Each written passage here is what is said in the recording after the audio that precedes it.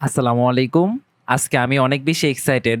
কারণ আজকে এমন একটা মোবাইল ফোন শেয়ার করব, যার প্রাইস মাত্র ৳৭,৫৯০। চিন্তা করা যায়? মাত্র ৳৭,৫৯০ য় ২০২৩ সালে মোবাইল ফোন। ব্যাপারটা তেমনও না যে মোবাইলের প্রাইস ডিসকাউন্ট হয়েছে। এটা সরাসরি এই দামে লঞ্চ হয়েছে। এই মোবাইল ফোনটা লঞ্চ করেছে Itel, যার মডেল A60। কেমন ছিল ৳৭,৫৯০ দামের ফোন? কি ফিচার দিচ্ছে, কাদের কিনা ঠিক হবে এবং কারা কিনবে না, সবকিছুর ব্যাপারে আজকে কথা বলবো খুব ভালোভাবে। তো চলুন ভিডিওটা শুরু করি আনবক্সিং দিয়ে। আমার হাতে আপনারা Itel A60 ডিভাইসটির বক্স দেখতে পাচ্ছেন। বক্সের বিল কোয়ালিটিও কিন্তু খুব রাফ অ্যান্ড টাফ ছিল। তো চলুন আমরা বক্সের ভিতরে কি আছে দেখা যাক। সর্বপ্রথম বক্সটা আনবক্সিং করলে কিন্তু এখানে আমরা আমাদের সেই কাঙ্ক্ষিত ডিভাইসটা দেখতে পাচ্ছি।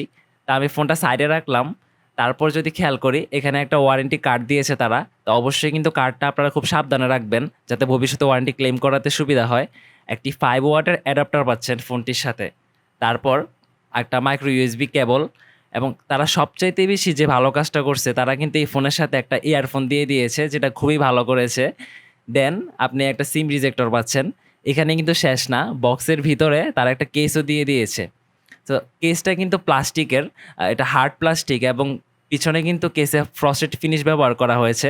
তো ফোনের সব মিলায় কিন্তু বক্সের ভিতরে একদম কোনো কিছু তারা কমতি রাখেনি। দেশীয় ব্র্যান্ড হিসেবে সব কিছুই তারা দিয়ে দিয়েছে, যেটা আমার কাছে খুব ভালো লেগেছে।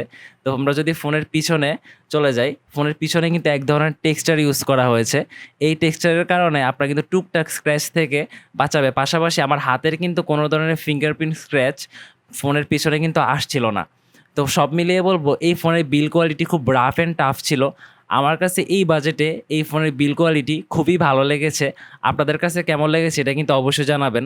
চলুন চলে যাই ফোনের ডিসপ্লে সেকশনে। মোবাইল কেনার পাশাপাশি আমরা কিন্তু একটা ডিসপ্লেও বাসায় কিনে নিয়ে আসি। চলুন দেখে আসি এটা ডিসপ্লের কী অবস্থা। এখানে 6.6 ইঞ্চ এর HD plus IPS LCD panel পেয়ে যাবেন। চিনার বেজেল এরিয়া ঠিকঠাক ছিল, পাশাপাশি দেওয়া হয়েছে একটি ওয়াটার ড্রপ ডিসপ্লে। সুতরাং এই বাজেটে ডিসপ্লে নিয়ে আমার কোনো কমপ্লেন নেই, এবং আউটডোরে ফোনটা নিয়ে দেখলাম ব্রাইটনেস কোনো ইস্যু আমি ফোনটাতে দেখতে পাইনি। ঠিকঠাক মতোই কাজ করতে পারছিলাম। আমি এ পর্যন্ত ফোন যতটুকু কনজিউম করলাম, আমার এক্সপিরিয়েন্স আপনাদের বলবো যে আপনারা যারা স্টুডেন্ট আছেন এবং অনলাইনে ক্লাসগুলো হ্যান্ডেল করতে চাচ্ছেন, তারা নিশ্চিন্তে মোবাইল ফোনটি নিতে পারেন। কারণ এটার ভিউইং অ্যাঙ্গেলেও আমি কোনো সমস্যা দেখতে পাইনি, একদম ঠিকঠাক ছিল। একটা বিষয়ে আমি বেশ সারপ্রাইজ।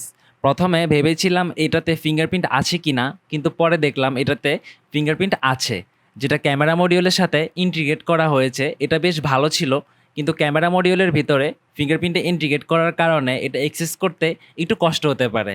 কিন্তু এটার ফিঙ্গারপ্রিন্ট আনলকে খুব ফাস্ট ছিল। বাকি থাকলো 5000 এমএএচের ব্যাটারি। ব্যাটারি এত বড় থাকলেও এটার ওয়েট ডিস্ট্রিবিউশন বেশ ভালো ছিল। কোনোভাবেই এটাকে এতটা ভারী মনে হচ্ছিল না। আর এটাকে চার্জ করার জন্য আপনারা কিন্তু 5 ওয়াটের একটি অ্যাডাপ্টার পাবেন। যেহেতু 5 ওয়াট, তাই আপনার ফোনটা চার্জ হতে বেশ ভালোই সময় লাগবে। ওকে, এখন আমাদের দেখার মেন বিষয় হচ্ছে ৳৭,৫৯০ দামের ফোন কেমন পারফর্ম করে। কিছু বিষয় আমি প্রথমেই ক্লিয়ার করে দিই। ফোনটিতে 2 জিবি র্যাম এবং 32 জিবি রমের পাশাপাশি ট্রিপল সিম স্লট পাবেন, যেটাতে আপনি 2টি সিম এবং একটা মেমোরি কার্ড একসাথে ব্যবহার করতে পারবেন, এবং 128 জিবি পর্যন্ত আপনার মেমোরি এক্সপ্যান্ড করতে পারবেন। বাকি আউট অফ দ্য বক্স আপনি অ্যান্ড্রয়েড 12 পাচ্ছেন।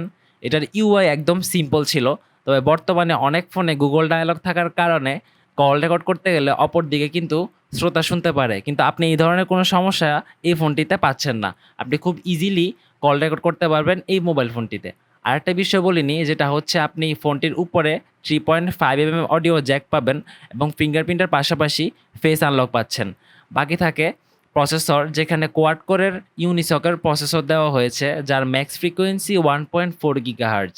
এটা একদম বেসিক প্রসেসর। আপনি যদি ইন্টারনেট ব্রাউজ করেন, ফেসবুক, ইউটিউব, এই ধরনের যে সফটওয়্যারগুলো আছে এগুলো ব্যবহার করেন, তাহলে আপনি খুব সহজেই ফোনটা কিন্তু ইউজ করতে পারবেন।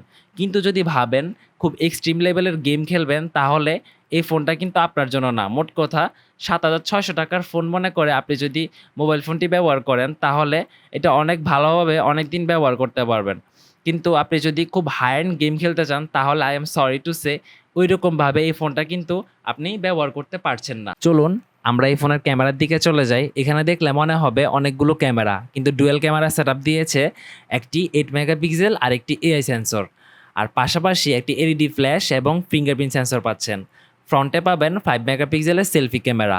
এখন আসলে মেন কথা, কারা নেবেন এই মোবাইল ফোনটি? যারা প্রথমে একটি অ্যান্ড্রয়েড ফোন ব্যবহার করবেন, অথবা আপনার বাবা মাকে একটি ফোন গিফট করতে চাচ্ছেন, যারা কিনা নতুন ব্যবহার করবে তাদের দিতে পারেন। কারণ 5000 মিলি অ্যাম্পিয়ারের battery, rough and tough build, ভালো ডিসপ্লে, সব মিলিয়ে ফোনটা ছিল বেশ ভালো। প্রাইজের কথা বললে 7590 টাকা। রিটেলে গিয়ে যদি চেষ্টা করেন 200 থেকে 300 টাকা ডিসকাউন্টও পেতে পারেন। এই ছিল আজকের ভিডিও। আমার ভিডিও যদি ভালো লাগে একটা লাইক দিবেন, কমেন্ট করে আপনার মতামত জানাবেন, আর আমার চ্যানেলটি অবশ্যই সাবস্ক্রাইব করবেন।